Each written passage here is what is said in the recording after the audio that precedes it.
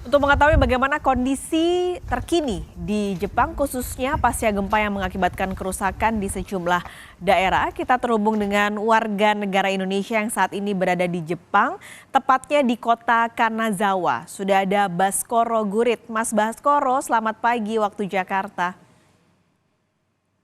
Selamat pagi, Mbak Paskalis. Ohayo gozaimasu. Ohayo Menyapa untuk gozaimasu. semua Terima uh, kasih pemirsa sudah mau Kompas TV. bergabung pagi ini. Mudah-mudahan kondisi di sana sudah lebih baik. Tapi boleh diceritain, Mas, sekarang untuk saat ini bagaimana kondisi di kota Kanazawa?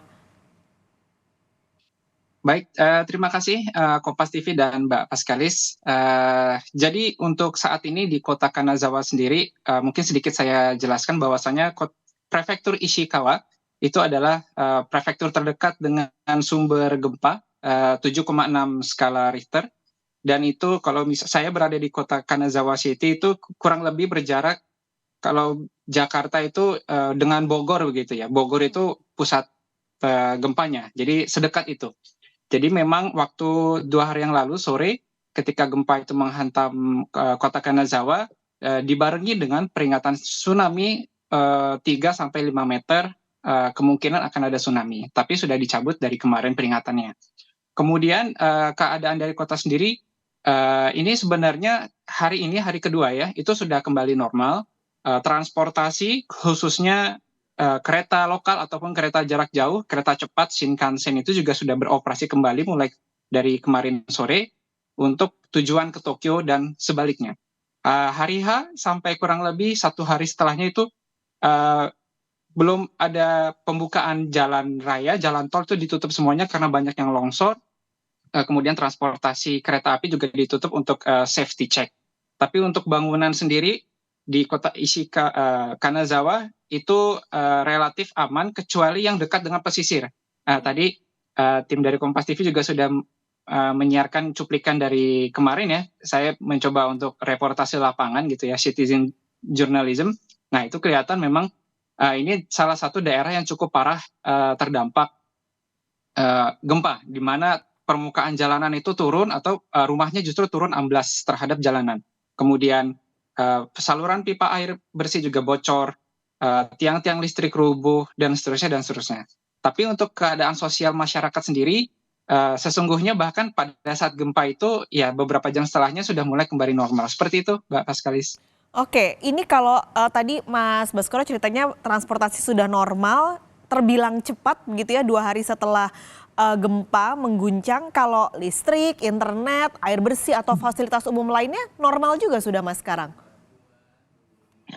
Kalau di jantung kota Kanazawa, di mana posisi saya sekarang berada, itu relatif tidak begitu berdampak gitu. Hmm. Jadi aliran listrik, internet, saluran air bersih tetap beroperasi normal.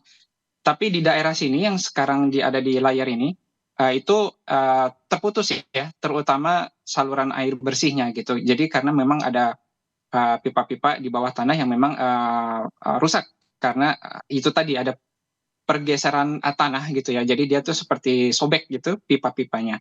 Tapi itu sudah tertanggulangi dari kemarin sore sudah mulai ada truk-truk yang datang membawa air bersih, kemudian membawa semacam logistik ya. Karena kalau di Jepang itu memang begitu ada bencana itu warga setempat itu suka panic buying gitu. Jadi Hmm. menyerbu swalayan, minimarket untuk membeli air minum, mie instan dan seterusnya begitu. Oke, ini kalau teman-teman WNI di sana, mungkin di dekat Mas Baskoro di Kanazawa, adakah? Lalu apakah mengungsi pasca gempa ini? Ya, kebetulan pada saat hari H, beberapa jam setelah gempa itu ini ya reda, itu kami diarahkan untuk evakuasi ke hotel. Kebetulan waktu itu saya berada di sekitar stasiun Kanazawa. Di situ banyak hotel besar ya, jadi kami dievakuasi untuk masuk ke dalam hotel.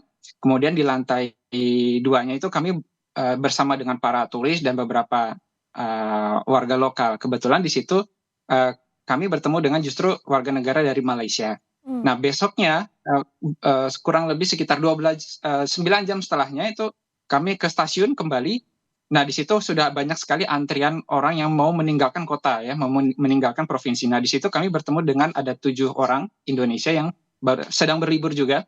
Kami bertanya kepada mereka bahwasannya sebelumnya itu pada saat kejadian itu mereka berada di atas gunung, bersalju posisinya. Mereka dalam satu mobil akhirnya turun gunung naik mobil, cuman itu dia jalan tol semuanya ditutup dan dari subuh-subuh sudah masuk ke stasiun untuk mendapatkan kereta kembali pulang ke daerah Osaka. Tapi baru beroperasi kereta itu sekitar 6 jam setelah subuh ya, begitu.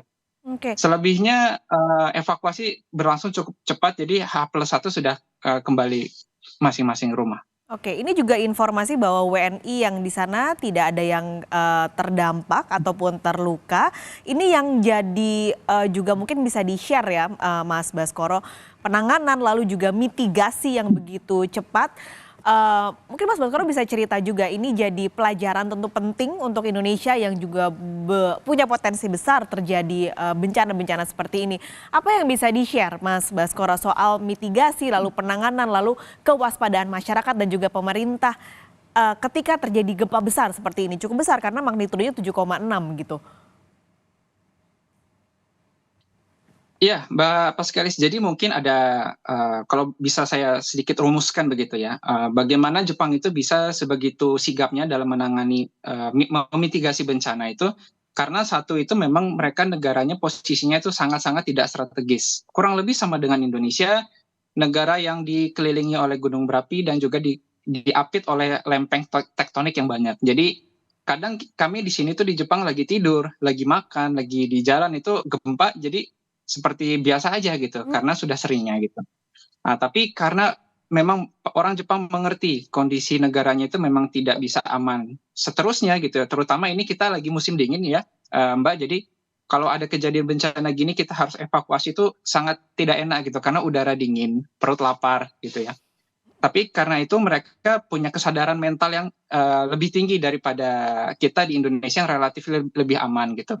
Nah, dari aspek pemerintah, banyak sekali venue-venue ataupun pusat-pusat training gempa, bencana. Jadi bukan hanya diajarkan di sekolah, tapi seringkali ada di setiap kota itu wahana ataupun tempat pelatihan. Jadi ada suatu ruangan yang itu ruangannya itu bisa digerakkan secara mekanis gitu, diatur guncangannya itu seperti apa. Jadi kita bisa merasakan, oh kalau guncangannya 7,6, guncangannya itu 9 skala Richter itu seperti apa, kita bisa tahu. Dari situ kita bisa mendapat semacam bayangan, oh kalau misalnya nanti gempa itu akan seperti ini. Dan yang ketiga mungkin dari sisi infrastruktur, Jepang itu memang safety number one. Dalam setiap pembangunan, baik itu pembangunan manusia ataupun pembangunan infrastruktur, safety, keselamatan itu selalu nomor satu, karena mereka tidak semacam ada stigma ya, kalau misalnya ada perusahaan membuat gedung, pemerintah membangun jalan itu tidak safety itu, ya ada yang memang macam-macam lah ya, karirnya berhenti dan seterusnya. Jadi memang infrastruktur itu harus nomor satu. Rumah, bangunan, nah ini bisa dilihat di layar ini, meskipun bangunannya gedungnya tinggi berapa 7 lantai itu ambruk, tapi masih dalam utuh jadi satu bangunan. Nah, jadi jangan sampai bangunan itu didesain itu tidak memperhatikan safety sebagai prioritas pertama. Begitu juga tadi kereta cepat itu ya, kereta yang super cepat bisa 300 km per jam, ada kerikil satu aja di tengah rel itu bisa mental kereta gitu ya. Tapi sampai sekarang kereta cepat itu hampir 0 korban jiwa, 0 kecelakaan selama ini. Jadi seperti itu mungkin, Mbak. Memang Ini saya penasaran sama yang tadi lokasi trainingnya, itu wajib untuk semua warga negara atau warga negara sebenarnya ya sepengennya mereka aja untuk ikut atau untuk datang ke tempat training gempa itu? Sifatnya sebenarnya kalau di sekolah itu selalu ada simulasi training. Saya pun juga bekerja di salah satu perusahaan energi di Jepang, juga rutin memang ada safety drill, evacuation drill itu setiap minimal 1 tahun 2 kali. Kalau di sekolah SD, TK, SD, SMP, SMA itu selalu wajib rutin ada safety drill gitu. Nah, untuk tempat-tempat yang tadi punya pemerintah atau punya swasta itu memang voluntary. Cuman bagusnya itu karena mereka itu memang wahananya ada yang wahana untuk ruangan itu gempa bisa digoyang-goyang. Ada wahana ruang yang itu simulasi badai typhoon gitu. Jadi kita disemprot air dan angin seperti tornado gitu ya. Macam-macam bentuknya, ada yang simulasi kebakaran dan itu memang ada tempatnya. Mungkin kalau misalnya di Jakarta apa ya, Taman Mini Indonesia Indah mungkin ya gitu. Oke. Jadi di situ ada salah satu bangunan gitu ya, museum teknologi sebut saja seperti itu. Nah, kalau di Jepang itu ada dan itu gratis. Jadi memang apa namanya? Karena sudah wajib ya kalau di Hmm. Jepang itu. Oke, jadi sekarang saya coba rangkum, ini sekarang semuanya sudah normal kondisinya, terutama mungkin di Kanazawa yang tadi jaraknya sekitar 1,5 jam ya Mas ya, berarti kalau kita hitung durasi dari pusat di prefektur Ishikawa. Tsunami juga sudah dicabut berarti, sekarang tentu kita berharap semuanya akan baik-baik saja, cepat pulih di sana. Sehat-sehat juga selalu Mas Baskoro, salam buat teman-teman di sana juga dari kami di Jakarta. Terima kasih Mbak Paskalis dan terima kasih juga Kompas TV, pemirsa semuanya terima kasih. Sampai ketemu Mas Baskoro, sehat selalu.